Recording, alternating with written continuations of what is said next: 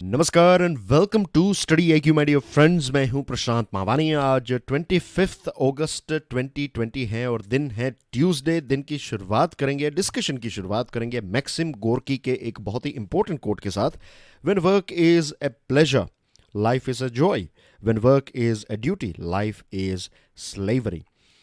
वो काम जो हमें पसंद है, अगर उसी चीज़ को हम अपना प्रोफेशन बना लें तो कभी भी हमें वेकेशन में जाने की ज़रूरत ही नहीं पड़ती है, क्योंकि हम जो भी काम कर रहे हैं वो काम नहीं है, वो तो हमारे लिए एक प्रार्थना जैसा हो गया। वो चीज़ जो हमें पसंद है, वो जो हमारी हॉबी है, वो उसी को ही हमने हमारा प्रोफेशन बना लिया है। तो you will be on holiday for ever.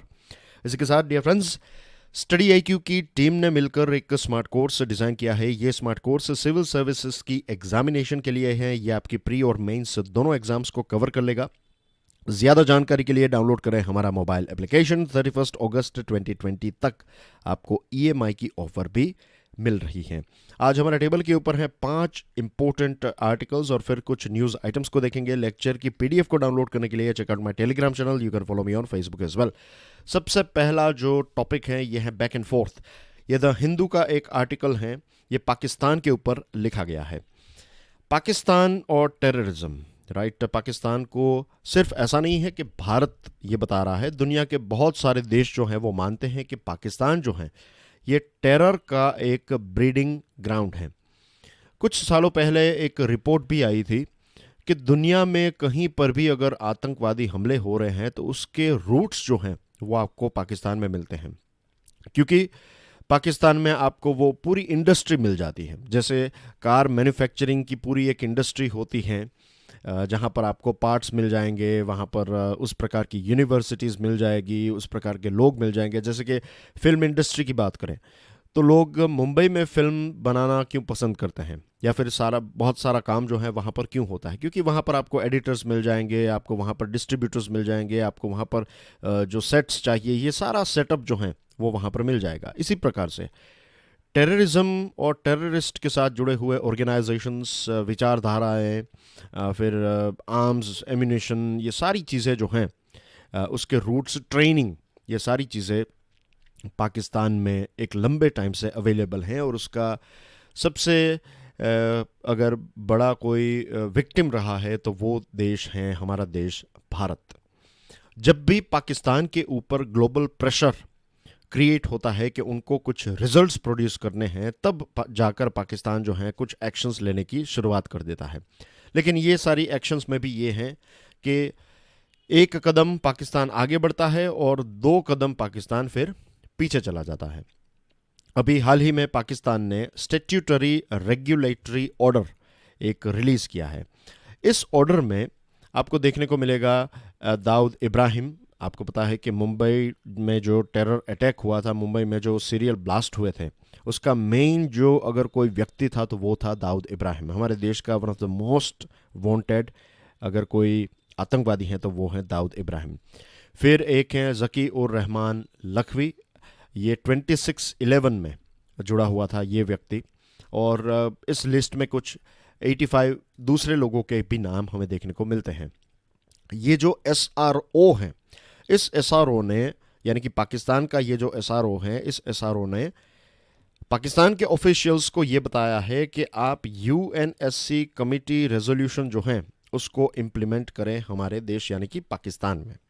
ये इस एसआरओ ने बताया है। अब यूएनएससी और इंटरपोल की जो इंफॉर्मेशन है उसमें 5 पाकिस्तानी पासपोर्ट्स और 3 कराची के एड्रेस दिए गए हैं जो दाऊद इब्राहिम के साथ जुड़े हुए हैं। लेकिन पाकिस्तान की फॉरेन मिनिस्ट्री ने यह बता दिया है कि इसका मतलब ये नहीं है कि पाकिस्तान इस चीज़ को मानता है या फिर पाकिस्तान इस बात को एक्सेप्ट करता है कि दाऊद इब्राहिम पाकिस्तान में है। वैसे पूरी दुनिया जानती है कि दाऊद इब्राहिम कहाँ पर हैं, लेकिन पाकिस्तान इस बात को एक्सेप्ट करने के लिए तैयार नहीं है। और पाकिस्तान की बात के ऊपर भरोसा भी नहीं करती दुनिया, क्योंकि ओसामा बिन लादेन जो हैं वो दुनिया को कहाँ से मिला, वो यूएसए को कहाँ से मिला, वो पाकिस्तान से ही मिला। अब यूएनएससी का जो ये रेजोल्यूशन है, इसका पूरा नंबर है यूएनएससी रेजोल्यूशंस 126719892253।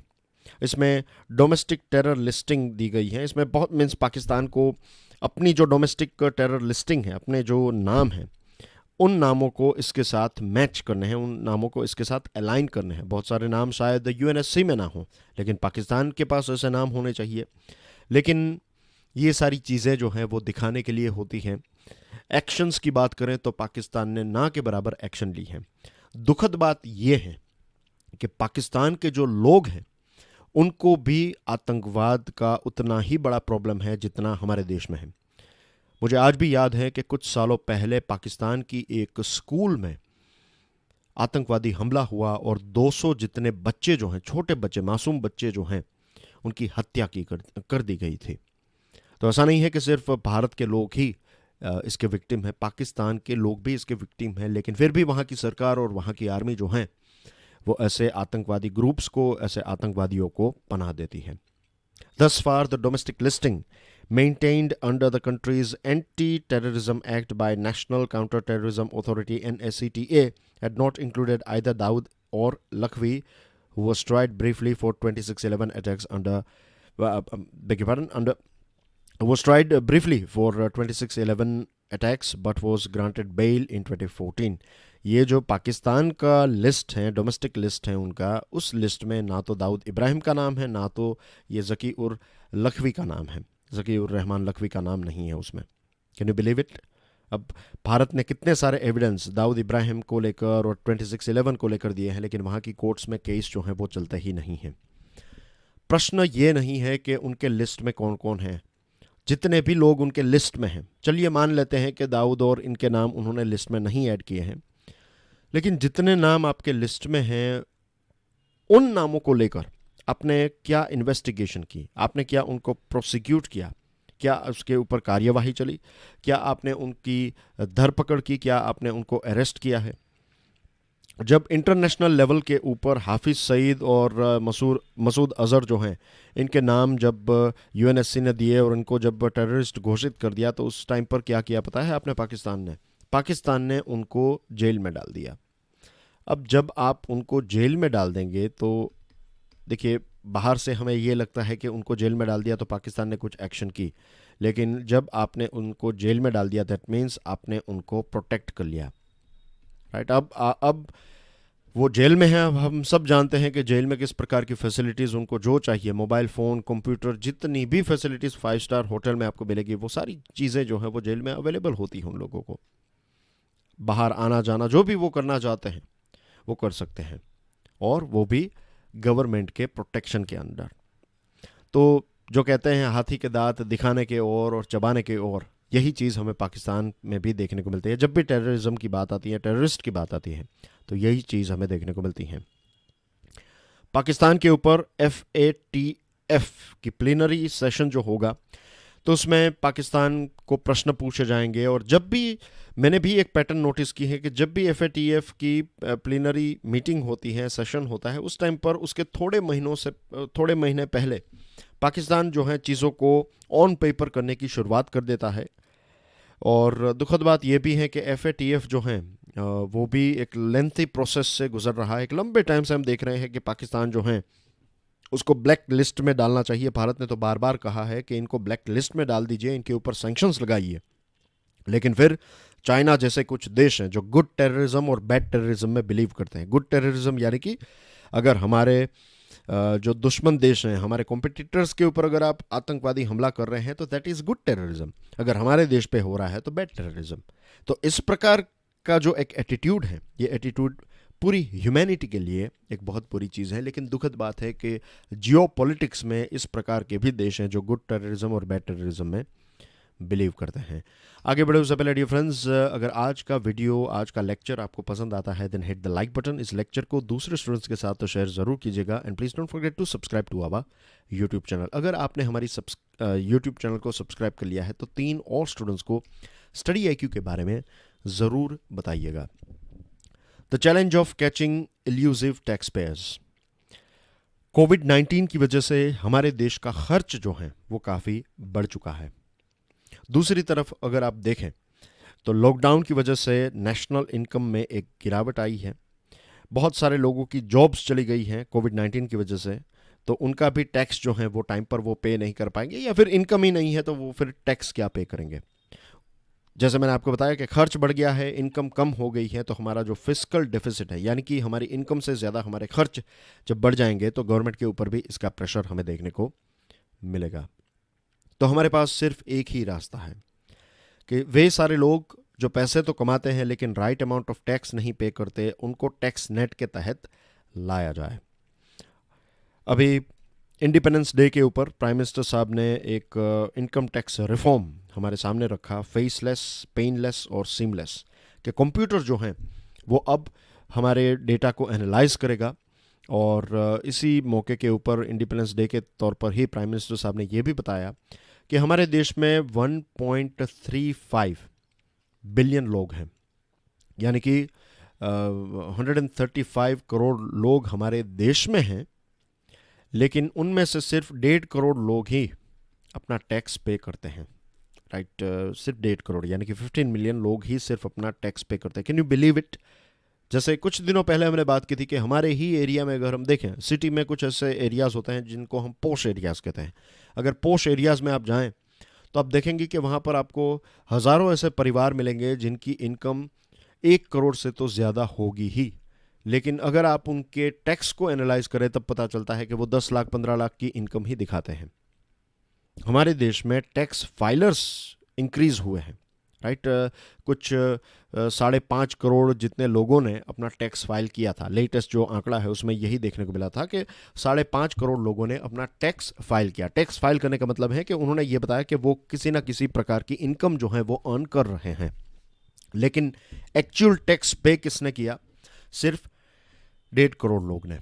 तो इतने लोग जो हैं देश का जो भी रिसोर्स है उसका इस्तेमाल कर रहे हैं और टैक्स अपना टाइम पर पे नहीं कर रहे हैं, या फिर टैक्स पे राइट अमाउंट ऑफ टैक्स पे नहीं कर रहे हैं, तो इससे देश की तरक्की जो है वो कैसे हो सकती है? पिछले 6 सालों की बात करें तो बहुत सारे रूल्स एंड रेगुलेशंस, बहुत सारे लॉज हमने इंट्रोड्यूस किए हैं। देश की पॉपुलेशन भी इंक्रीज हुई है, लेकिन टैक्स पेयर्स का आंकड़ा जो है वो वहाँ पर ही रहा है। इसमें कोई भी ऐसा खास बदलाव हमें देखने को नहीं मिला है। इस आर्टिकल में एक बहुत ही इंटरेस्टिंग चीज़ बताई है कि हमारे देश में 2 प्रकार के आपको अमीर लोग देखने को मिलेंगे, वेल ऑफ जिसको हम कहते हैं। एक ये है कि जो अपना टैक्स रिटर्न करते हैं, और दूसरे ऐसे हैं जो कंप्लीटली टैक्स रिटर्न पे नहीं करते, जो टैक्स नेट के बाहर हैं। अब जो लोग अपना रिटर्न पे करते हैं, क्या वो लोग राइट अमाउंट ऑनेस्टली अपना रिटर्न पे करते हैं? नो। और इन लोगों की तो बात ही क्या करें जो टैक्स नेट के बाहर हैं।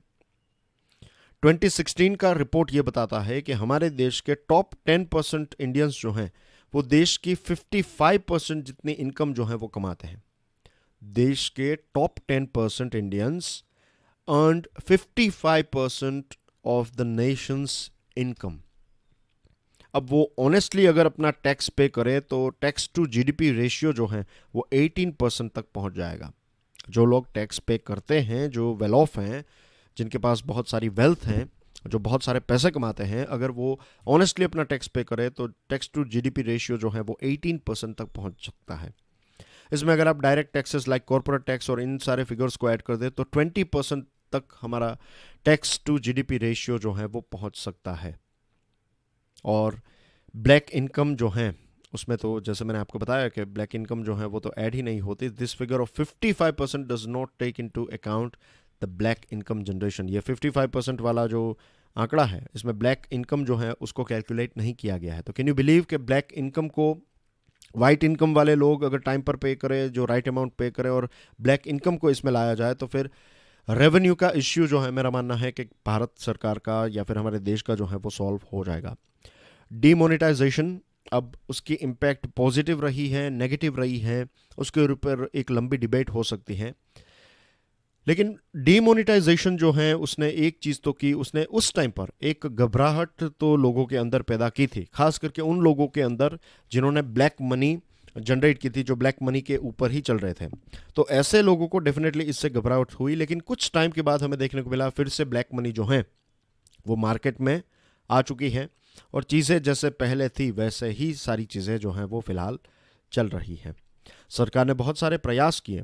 2014 में जब मोदी सरकार मोदी सरकार की स्थापना हुई 2014 में, तो मुझे याद है कुछ एक वीक के अंदर ही उन्होंने एक special investigation team, supreme court का एक आदेश था, तो स्पेशल इन्वेस्टिगेशन टीम उन्होंने फॉर्म की। लेकिन आज भी देखिए ब्लैक मनी जो है वो जनरेट हो भी रही है, ब्लैक मनी जो है वो लोग देश के बाहर भेज भी रहे हैं। मॉरिशस के साथ भी भारत सरकार ने जो हमारी ट्रीटी थी उसमें भी चेंजेस किए, ब्लैक मनी को कम करने के लिए या फिर ब्लैक मनी को वापस लाने के लिए बहुत सारे प्रयास किए, लेकिन उसमें कोई ऐसे खास रिजल्ट हमें देखने को नहीं मिल रहे हैं। Nothing seems to budge the rich, say the top 1% in the income ladder to pay more tax. हम कितनी भी कोशिश करें, ये टॉप 1% जो हैं वो अपना राइट अमाउंट ऑफ टैक्स जो है वो पे करते ही नहीं है। More than 23,000 high net worth individuals left the country in 5 years up to 2019। 23,000 जितने हाई नेट वर्थ इंडिविजुअल्स जो बहुत सारे पैसे कमाते थे, करोड़ों में अरबों में पैसे कमाते थे, इन लोगों ने तो हमारा देश ही छोड़ दिया पिछले 5 सालों में। और शर्म की बात तो यह है कि डिफेंस मिनिस्टर जब फ्रांस में थे और फ्रांस में जब ये मीटिंग चल रही थी, उस टाइम पर रफाल फाइटर जेट के बारे में जब हम डिलीवरी लेने के लिए में पहला जो साल था और रफाल के साथ जुड़ी हुई बातचीत चल रही थी, तो उस टाइम पर डेसो एविएशन जो रफाल बनाती है उसके सीईओ ने ये बताया अपनी स्पीच में कि भारत को टैक्स और कस्टम रूल्स से अपने लोगों को आतंकित नहीं करना चाहिए। अब सोचिए, तो ये सारी चीज़ें हैं हमारे देश में। और जहाँ तक IRS यानी कि इंडियन रेवेन्यू सर्विसेज की अगर हम बात करें या ओवरऑल ये टैक्स डिपार्टमेंट की बात करें, तो सरकार को ना तो अमीरों पर भरोसा है, ना तो अपने ऑफिशियल्स के ऊपर, क्योंकि करप्शन भी इतना ही ज़्यादा हमें यहाँ पर देखने को मिलता है। ग्राउंड रियलिटी जो है वो ये है कि जनरली पुलिस जो है वो सबसे विजिबल है। ट्रैफिक पुलिस अगर आपसे 100 रुपये ले तो हमें लगता है कि पुलिस में बहुत सारा करप्शन है, लेकिन अगर आप किसी व्यक्तियों से मिले, CA से मिले या फिर अकाउंटेंट से मिले या फिर वे सारे लोग जो टैक्स के साथ डील करते हैं, उनके साथ कभी डिस्कशन कीजिएगा, तब जाकर आपको मेरी बात पर यकीन आएगा कि बहुत बड़ा करप्शन जो है वो रेवेन्यू सर्विसेज में होता है। और शायद इसी चीज़ को लेकर सरकार ने अब ये तय किया है कि हम लोगों के ऊपर नहीं लेकिन कंप्यूटर्स के ऊपर भरोसा करेंगे। इसीलिए तो मोदी साहब ने ये जो मैंने आपको स्टार्टिंग में बताया, ये वाला पोर्शन कि फेसलेस, पेनलेस, सीमलेस, तो इसमें यही होगा कि आपका जो असेसमेंट है वो एक व्यक्ति नहीं लेकिन सॉफ्टवेयर करेगा।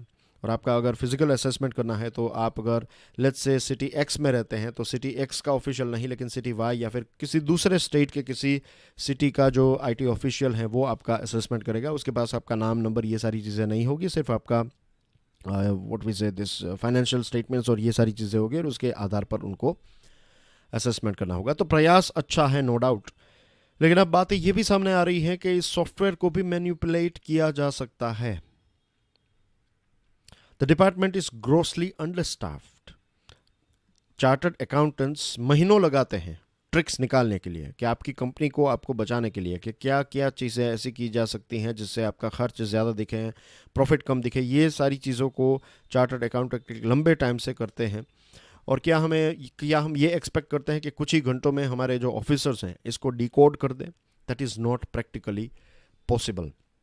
और फिर अंडर इन्वॉइसिंग और ओवर इन्वॉइसिंग, आपके रेवेन्यू जो है उसको कम दिखाना, आपके कॉस्ट को ज़्यादा दिखाना, ये भी एक बहुत ही कॉमन प्रैक्टिस है जो हमारे देश में चलती है। और उससे ऊपर भी एक कल्चर है, अगर आप कम टैक्स पे करते हैं, अगर आप टैक्स बचाते हैं तो फिर आपको स्मार्ट माना जाता है। तो ये जब तक चेंज नहीं होगा तब तक कितनी भी चीज़ें अप्लाइए, राइट, ये चीज़ चलती ही रहेगी। तो इसके मल्टीपल इश्यूज हैं, करप्शन है, अंडर स्टाफ हैं, राइट, फिर लोगों के अंदर एक गलत कल्चर है। तो ये सारी चीज़ें हैं और इन सारी चीज़ों के प्रॉब्लम्स जो हैं वो एक्सपर्ट्स और लोग मिलकर निकाल सकते हैं। री इन्वेंटिंग इंडियाज़ स्ट्रेटेजिक ऑटोनॉमी। अभी ASEAN India network of think tanks में बात करते हुए हमारे फॉरेन मिनिस्टर S जयशंकर साहब ने स्ट्रेटेजिक ऑटोनॉमी के बारे में बताया कि भारत इकोनॉमी के पॉइंट ऑफ व्यू से भी स्ट्रेटेजिक ऑटोनॉमी हासिल करना चाहता है। कोविड-19 की वजह से क्या हुआ, हमने देखा कि सप्लाई चेन जो है पूरे दुनिया की और ज़्यादातर देशों की सप्लाई चेन जो है वो चाइना के ऊपर डिपेंडेंट थी। और चाइना में लॉकडाउन की शुरुआत हुई तब दुनिया के बहुत सारे देशों को बहुत सारी चीज़ें जो है वो टाइम पर नहीं मिल रही थी। इसकी वजह से भी बहुत सारे देशों को करोड़ों का, अरबों का नुकसान हुआ है। USA का एक एग्जांपल यहाँ पर देना चाहूँगा, इससे आपको ये चीज़ और ज़्यादा समझ में आएगी। यूएसए पीपीई किट्स, मास्क, ये सारी चीज़ें जो नॉर्मली मेडिकल फील्ड के लिए इस्तेमाल कर रहा था, ये भी चाइना से ऑर्डर करता था। लेकिन जब कोविड-19 हुआ और यूएसए ने कहा कि हमें इतने मास्क और इतनी पीपीई किट्स चाहिए, तब चाइना ने बताया कि पहले हम हमारे देश के लिए पैदा करेंगे, उसके बाद आपको देंगे। तो इससे यूएसए और दुनिया की भी आंखें खुल गई कि ये जो चीज़ हो रही है, मीन्स किसी देश के ऊपर इतना भी निर्भर होना जो है वो अच्छी बात नहीं है। और शायद इसीलिए भारत ने आत्मनिर्भर प्लान निकाला है। अब ग्लोबल सप्लाई चेन को दुनिया जो है वो जितनी छोटी हो सके उतनी करने की कोशिश कर रहा है। फॉर एग्जांपल यूएसए की जो कार कंपनीज हैं, उन्होंने ये तय किया है कि पूरी सप्लाई चेन का मतलब ये होता है कि आपका टायर कोई और बना रहा है, आपकी व्हील्स कोई और बना रहा है, आपके बॉडी कोई और बना रहा है, आपकी सीट्स कोई और बना रहा है, आपका स्टेरियो सिस्टम कहीं से आ रहा है। तो ये सारी चीज़ें आप अलग अलग देश से मंगवाते हैं, या फिर और ये सारी चीज़ें अलग अलग देशों से किसी एक देश में जाती है, वहाँ पर ये कार पैदा होती है और फिर आपके देश में आती है वो कार। तो this is just a rough example. तो ऐसे बहुत सारे प्रोडक्ट्स हैं। तो अब यूएसए के बारे में ये बताया जा रहा था, यूएसए की कार इंडस्ट्री ये बता रही थी कि हम सारी की सारी अपनी सप्लाई चेन जो है वो यूएसए में ही रखेंगे, दूसरे देशों में हम कार का प्रोडक्शन और ये पार्ट्स जो हैं वो नहीं मंगवाएंगे। अगर कोई पार्ट्स आज हमें बाहर से मंगवाना पड़ रहा है, तो धीरे धीरे उस पार्ट को हम यूएसए में कैसे प्रोड्यूस करें उसके बारे में हम सोचेंगे। इसी टाइम पर प्राइम मिनिस्टर नरेंद्र मोदी साहब ने आत्मनिर्भर प्लान को लॉन्च किया। भारत सरकार ने आत्मनिर्भर प्लान को लॉन्च किया। तो दुनिया ये भी पूछ रही थी कि क्या आत्मनिर्भर का मतलब ये है कि अब भारत की इकोनॉमी दुनिया के लिए बंद हो जाएगी? उसका आंसर है नो। मोदी साहब ने इंडिपेंडेंस डे के ऊपर इसके ऊपर क्लैरिफिकेशन दी है। क्लैरिफिकेशन ये है कि आत्मनिर्भर का प्रोग्राम, आत्मनिर्भर प्लान जो है, प्रोग्राम जो है, इसका मतलब ये नहीं है कि हम दुनिया के साथ ट्रेड नहीं करेंगे, हम दुनिया से चीज़ें नहीं खरीदेंगे। इसका मतलब ये है कि भारत वे सारी चीज़ें जो देश में पैदा कर सकता है उसको देश में ही पैदा करेगा। जितनी चीज़ें हम इंपोर्ट करते हैं उसको अगर हम हमारे देश में पैदा कर सकते हैं तो हम उसको इंपोर्ट क्यों करें? और भारत ऐसी गुड क्वालिटी की चीज़ें पैदा करेगा कि हम दुनिया के दूसरे देशों को भी इसको बेच सके। तो यहाँ पर दरवाजे बंद करने की बात नहीं है, यहाँ पर अंदर झांकने की बात है कि हम खुद देखें कि हम क्या यहाँ पर पैदा कर सकते हैं। और भारत ग्लोबल इकोनॉमी में कंट्रीब्यूट भी करना चाहता है। तो स्ट्रेटेजिक ऑटोनॉमी जो है वो सिर्फ सामरिक पॉइंट ऑफ व्यू से नहीं है, सिर्फ स्ट्रेटेजिक पॉइंट ऑफ व्यू से नहीं है कि दो देशों के रिलेशनशिप को लेकर ही लिमिटेड नहीं है। ये इकोनॉमिकल पॉइंट ऑफ व्यू से भी हम स्ट्रेटेजिक ऑटोनॉमी अचीव करना चाहते हैं। उसको लेकर भी यहाँ पर एक एग्जाम्पल दिया गया है। सोवियत यूनियन जब ख़त्म हो गया, 1991 की बात है, तो उस टाइम पर दुनिया में सिर्फ एक ही पावरफुल देश था और वो था यूएसए। अब उस टाइम पर भारत की सिचुएशन जो है वो काफ़ी टफ हो गई थी। उस टाइम पर बिल क्लिंटन साहब जो हैं वो प्रेसिडेंट थे, और बिल क्लिंटन का मानना ये था कि ये कश्मीर का जो डिस्प्यूट है इंडिया और पाकिस्तान के बीच में, इसको सॉल्व करने की क्षमता यूएसए की है।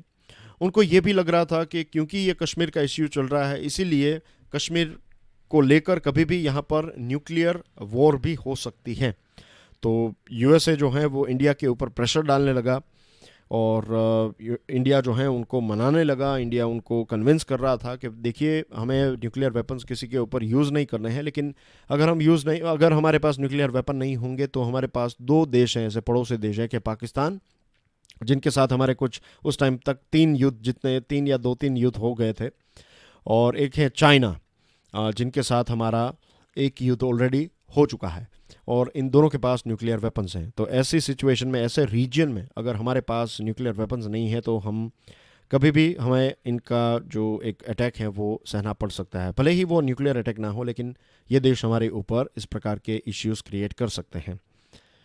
तो एक लंबे टाइम तक ये चलता रहा और एक वक्त लगा, फाइनली जॉर्ज डब्ल्यू बुश आए और बुश ने इस चीज़ को माना। वो समझ गए कि कश्मीर का जो डिस्प्यूट है वो पाकिस्तान और इंडिया सॉल्व कर लेंगे, इसमें यूएसए को दखलंदाजी करने की आवश्यकता नहीं है। और लकीली ओबामा और ट्रंप ने भी यही पोजीशन जो है वो मेंटेन की है। तो एक लंबा वक्त जो लगा, हमें 15-20 साल लग गए उनको समझाने में। इसी सिंगल माइंडेड फोकस की वजह से हम चाइना के ऊपर इतना ज़्यादा ध्यान नहीं दे पाए। पहले यूएसए, हमें ये डर था कि यूएसए इस कश्मीर के इशू को इंटरनेशनल इशू बना देगा, लेकिन आज चाइना जो है वो इसको इंटरनेशनल इशू बनाने की हर एक कोशिश करता है। यूनाइटेड नेशन सिक्योरिटी काउंसिल में भी बार बार कश्मीर का टॉपिक जो है वो चाइना लेकर आता है। फिर चाइना ने, अब देखिए लद्दाख में हमारे साथ क्या किया, जिसके बारे में हमने काफ़ी सारी चर्चा कर ली है, और आपको पता भी है कि लद्दाख में उन्होंने एग्रेसिव तरीके से हमारी ज़मीन जो है उसको हड़पने की कोशिश की है। और ये जो इश्यूज़ चल रहे थे, ये स्ट्रेटेजिक इश्यूज़ या फिर एक जियोपॉलिटिकल इश्यूज़ चल रहे थे, उसी के साथ साथ भारत ने ये भी फिर देखा कि इकोनॉमिकल पॉइंट ऑफ व्यू से देखें तो भारत धीरे धीरे चाइना के ऊपर और ज़्यादा निर्भर होने लगा है। $55 बिलियन का ट्रेड डेफिसिट, चाइना को जो हम सामान बेचते हैं और हम उनसे जो सामान खरीदते हैं, इनका अगर हम टोटल निकालें तो चाइना हमें $55 बिलियन का सामान ज़्यादा बेचता है। और इसी वजह से हमने RCEP को भी ज्वाइन नहीं किया। RCEP का फुल फॉर्म क्या है बताइए कमेंट सेक्शन में, और इसमें कितने देश हैं इनके नाम भी आपको कमेंट सेक्शन में प्रोवाइड करना है। आपको इसके ऊपर से प्रश्न भी पूछा जा सकता है, तो मैं चाहता हूँ कि इसके ऊपर थोड़ी रिसर्च करके आप इसका आंसर कमेंट सेक्शन में पोस्ट करें।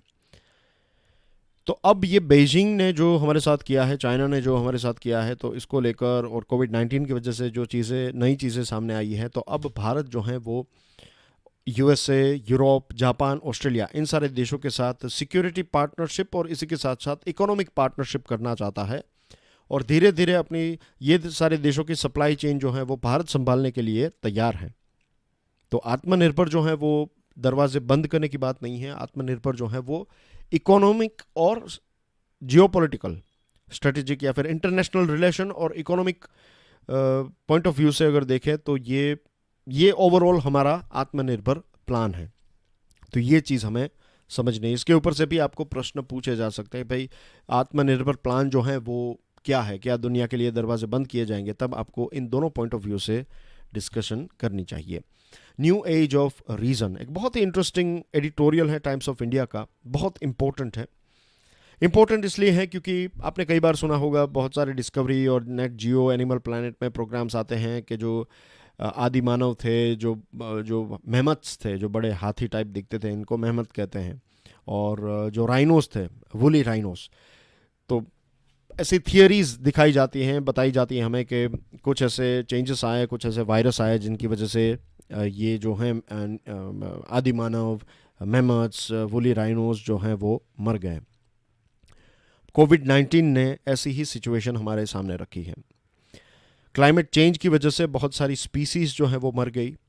ह्यूमन बीइंग और वाइल्ड लाइफ के बीच में जो पर्दा था, बहुत सारी स्पीसीज बीच में थी। बहुत सारे ऐसे डिजीज़ हैं, वायरसेस हैं जो मीन्स जब ह्यूमन बींग्स को होते हैं तब वो डिजीज़ बन जाते हैं, लेकिन बहुत सारे एनिमल्स में वो वायरस होते हैं और उनको कुछ नहीं होता है। लेकिन फिर जब वो स्पीसीज चली जाती है तब वो वायरस जो है वो उस पर्दे या फिर उस बाउंड्री से बाहर निकल कर हमारे वर्ल्ड में एंटर हो जाता है, और यही हुआ है कोविड-19 के साथ भी। तो अब एक नए एनलाइटनमेंट की आवश्यकता है। आज हमें ये समझना चाहिए कि साइंस जो है उसके साथ अगर वैल्यू का ब्लेंड ना हो, साइंस के साथ अगर स्पिरिचुअलिटी का ब्लेंड ना हो, एथिक्स का ब्लेंड ना हो, तो फिर इसी प्रकार का डिस्ट्रक्शन हमें देखने को मिलेगा। क्लाइमेट चेंज की वजह से बर्फ़ पिघल रहा है, क्लाइमेट चेंज की वजह से वाइल्ड फायर्स हो रहे हैं, सुपर साइक्लोन्स हो रहे हैं, इनकी इंटेंसिटी, इनकी फ्रीक्वेंसी ये भी बढ़ती जा रही है। तो आज हमें चाहिए कि एथिकल गाइडेंस जो हैं हम साइंस को प्रोवाइड करें। सिर्फ ग्रोथ यानी कि सिर्फ क्वांटिटी को अचीव करना जो है वो जीवन नहीं है। क्वालिटी और क्वांटिटी का एक फाइन बैलेंस होना चाहिए।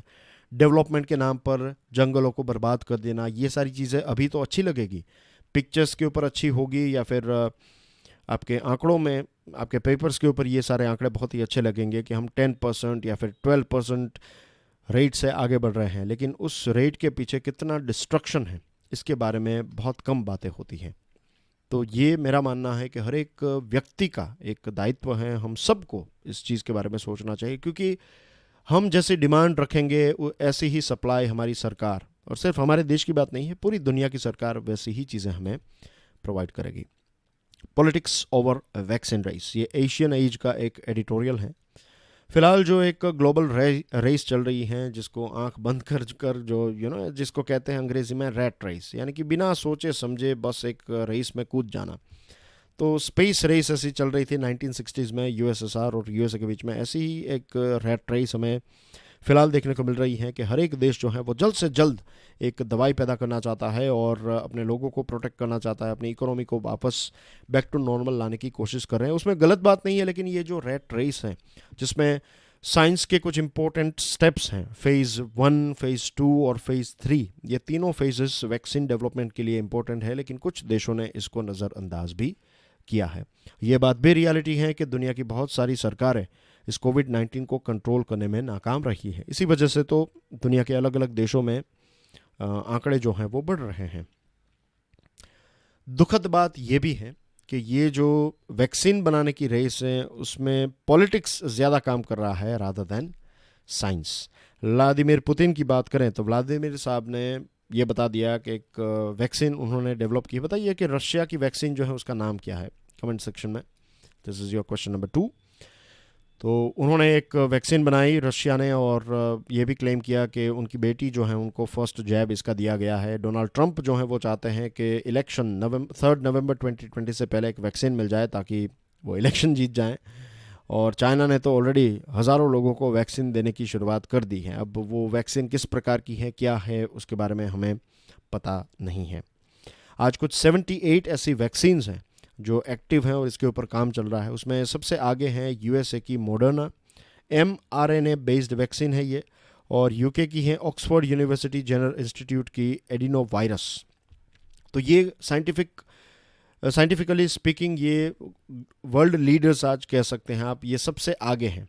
और रियलिटी ये भी है कि इस वैक्सीन को भी डेवलप होने में 4-5 महीनों का वक्त जो है वो लग सकता है, क्योंकि फेज़ 3 जब ख़त्म होगा उसके बाद पता चलेगा कि ये वायरस, ये जो वैक्सीन है ये इस वायरस के खिलाफ लड़ सकती हैं या फिर कितनी सेफ़ है, ये भी हमें देखना चाहिए। अगर आपको वैक्सीन दी जाए, कोरोना वायरस तो ख़त्म हो जाए, लेकिन कुछ टाइम के बाद अगर आपका लिवर डैमेज हो जाता है तो ऐसी वैक्सीन की कोई आवश्यकता नहीं है। तो ऐसे कुछ देश, रशिया, चाइना जैसे देश जो भी करें, लेकिन जो डेमोक्रेटिक कंट्रीज़ हैं उनको तो ये पूरे फेसेस को, साइंस को फॉलो करना चाहिए। Let science take its course, साइंटिफिक तरीके से आगे बढ़े। फिलहाल जितनी चीज़ें हम कर सकते हैं वो हमें करनी चाहिए लोगों को बचाने के लिए। जो भी मेडिकल सेटअप इंक्रीज़ करना, ये सारी चीज़ें हमें करनी चाहिए, और इसके साथ साथ साइंस को एक वक्त देना चाहिए कि वो एक राइट प्रोसीजर से दवाई को पैदा करें। इस पॉइंट ऑफ व्यू से देखा जाए तो भारत बहुत ही लकी देश है। भारत के पास ये कैपेसिटी है, भारत के पास दुनिया की सबसे बड़ी वैक्सीन मैन्युफैक्चरिंग कंपनीज़ हैं। लेकिन ये जो वक्त है, फ़िलहाल जो दवाई नहीं मिली है, वैक्सीन नहीं मिली है, तो ये एक अच्छा वक्त है जिसका यूटिलाइजेशन हम प्लानिंग के लिए कर सकते हैं कि जब भी दवाई मिल जाएगी तो उस टाइम पर डिस्ट्रीब्यूट हम कैसे करेंगे, क्योंकि भारत को 100 करोड़ से भी ज़्यादा लोगों को वैक्सीनेशन प्रोवाइड करना है। तो कैसे हम वैक्सीनेट करेंगे लोगों को, इसका प्लान आज से ही बनाना चाहिए। फिर दवाई मिलने के बाद अगर प्लान बनाने बैठे तो और वक्त लग सकता है। कुछ न्यूज़ आइटम्स हैं डियर फ्रेंड्स आपकी स्क्रीन के ऊपर। पीडीएफ को डाउनलोड करने के बाद इसको देख लीजिएगा। राइट, एक न्यूज़ आइटम है जो मैं एक्सप्लेन करना चाहता हूं और मुझे लगता है कि इसके ऊपर से शायद आपको एमसीक्यू भी पूछा जाए। तो प्राइम मिनिस्टर साहब ने ट्वीट करके नर्मदा शंकर दवे, जिनको गुजरात के जो स्टूडेंट्स हैं उनको पता होगा, नर्मद का नाम आपने डेफिनेटली सुना होगा। तो नर्मद जो हैं उनकी आज 187th बर्थ एनिवर्सरी है। इसके साथ साथ वर्ल्ड गुजराती लैंग्वेज डे भी है आज। तो इसी मौके के ऊपर प्राइम मिनिस्टर साहब ने लोगों को ग्रीट किया है। और जो नर्मद थे उनकी एक बहुत ही फेमस मैगज़ीन थी कॉल्ड डांडियो। तो ध्यान रखिए ये नाम नर्मद के साथ जुड़ा हुआ है। डांडियो एक मैगज़ीन का नाम है, गुजराती लिटरेचर की ये एक के साथ जुड़ी हुई एक मैगज़ीन थी। तो इसके ऊपर से अगर प्रश्न पूछा जाए तो मेक श्योर कि आप इसको याद रखें। That's everything from my side. I will see you soon with English version और उसके बाद the daily financial news analysis. Enjoy your studies. जय हिंद।